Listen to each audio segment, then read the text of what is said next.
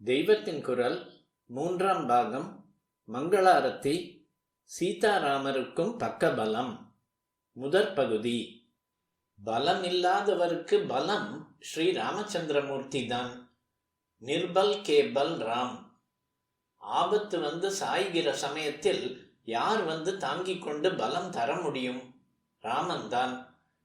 ஆபதாம் அபஹர்த்தாரம் என்கிறோம். குறிப்பு: द्वादश नाम पंजरम उत्तर भागम. अग्रतः पृष्ठतश्चैव पार्श्वतश्च महाबलौ. குறிப்பு: द्वादश नाम पंजरम உத்தர பாகம். அதாவது, நமக்கு முன்னேயும் பின்னேயும் இரண்டு பக்கங்களிலும் நம்மை சூழ்ந்து கொண்டு சதாவும் நம்மை ரட்சிக்கிற மகாபலவான் யார்? அந்த ராமன் தான். நமக்கு துளி ஆபத்து வருகிறதென்றாலும் அம்பை விடுவதற்கு சித்தமாக கோதண்டத்தின் நான்கயிற்றை காது வரை இழுத்தபடி நம்மை சூழ்ந்திருக்கிறான். அவனை விட்டு விலகாத லக்ஷ்மணனும் அவனோடையே இருந்து கொண்டிருப்பான். ஆகர்ண பூர்ண தன்வானோ ரக்ஷேதாம் ராம லக்ஷ்மணோ.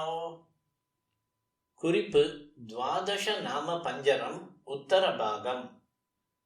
ஆனால் இப்படிப்பட்ட புருஷ சிரேஷ்டர், வீரராகவன், விஜயராகவன் என்றே பெயர் பெற்ற மகாவீரர் ஆஞ்சநேயரை தமக்கு பக்கபலமாக கொண்டதால் தான் அவதார காரியத்தை பண்ண முடிந்ததாக காட்டியிருக்கிறார். மனுஷ்ய வேஷம் பிரமாதமாய் போட்டவர் அவர். சீதையை ராவணன் கொண்டு போய் எங்கே வைத்திருக்கிறான் என்று தெரியாத மாதிரியே நடித்தார். சொல்லி முடியாத துக்கப்பட்டார். அப்போது அவள் இருக்கிற இடத்தை கண்டுபிடித்து சொல்லி அவருக்கு உற்சாகமும் தெம்பும் பலமும் தந்தது யார் என்றால் ஆஞ்சநேய சுவாமி தான். சீதையை பிரிந்து இவர் பட்ட துக்கத்தை விட இவரை பிரிந்து சீதை பட்ட துக்கம் கோடி மடங்கு. பிரிய பத்னி பக்கத்தில் இல்லையே, தன்னை பிரிந்து அவள் கஷ்டப்படுவாளே என்ற கஷ்டம் மட்டும்தான் ராமருக்கு. ஆனால் அவளுக்கோ இதோடு ராட்சச ராஜ்யத்தில் மகா காமுகனால் சிறை வைக்கப்பட்டிருப்பதான மகா கஷ்டமும் சேர்ந்திருந்தது. அபலா என்றே ஸ்திரீக்கு பெயர். சாக்ஷாத் ஜெகன் மாதாவான மகாலட்சுமி சீதையாக வந்து அபலையிலும் அபலையாக அசோகவனத்தில் படாத கஷ்டப்பட்டு அந்த கஷ்டத்துக்கு முடிவு பிராணனை விடுவதுதான் என்று சுருக்கு போட்டுக்கொள்ள இருந்த போது அவளுக்கு உற்சாகத்தை, தெம்பை, பலத்தை தந்தது ஆஞ்சநேயர்தான். அவர் செய்த அரும் செயல்கள் ஒன்றில்லை இரண்டில்லை.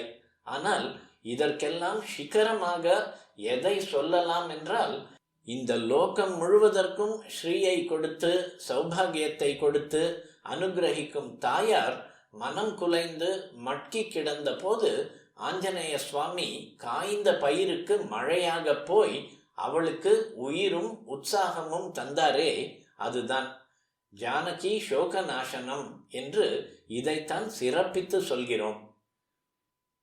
அஞ்சனா நந்தனம் வீரம் ஜானகி சோக நாசனம். அஞ்சனை என்று யாரோ ஒரு வானர ஸ்திரீக்கு புத்திரராய் அவதாரம் பண்ணி அவளுக்கு ஆனந்தம் கொடுத்தார். இது பெரிதில்லை. எந்த பிள்ளை அவன் என்ன துஷ்டத்தனம் செய்பவனாயிருந்தாலும் அம்மாவுக்கு மாத்திரம் ஆனந்தம் தருகிறவனாகத்தான் தோன்றுவான். அதனால்தான் பிள்ளையை நந்தனன் என்பது. தசரத நந்தனன், தேவகி நந்தனன் மாதிரி அஞ்சனா நந்தனன். இது பெரிசில்லை.